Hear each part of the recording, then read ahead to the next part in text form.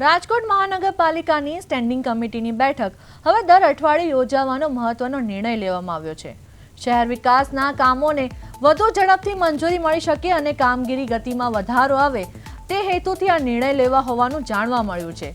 મળતી માહિતી મુજબ સ્ટેન્ડિંગ કમિટી સમક્ષ મોટી સંખ્યામાં દરખાસ્તો આવતી હોવાથી તમામ દરખાસ્તોનો યોગ્ય અભ્યાસ કરવામાં મુશ્કેલી પડતી હતી, જેના કારણે કેટલાક વિકાસ કામોની મંજૂરીમાં વિલંબ થતો હતો। હવે દર અઠવાડિયે બેઠક યોજાતા દરખાસ્તોનો વિગતવાર અભ્યાસ કરી સમયસર નિર્ણય લેવામાં સરળતા રહેશે। કમિટી દ્વારા અભ્યાસ પૂર્ણ થયા બાદ દરખાસ્તોને મંજૂરી આપી સંબંધિત કામોના વર્ક ઓર્ડર પણ ઝડપથી જારી કરવામાં આવશે।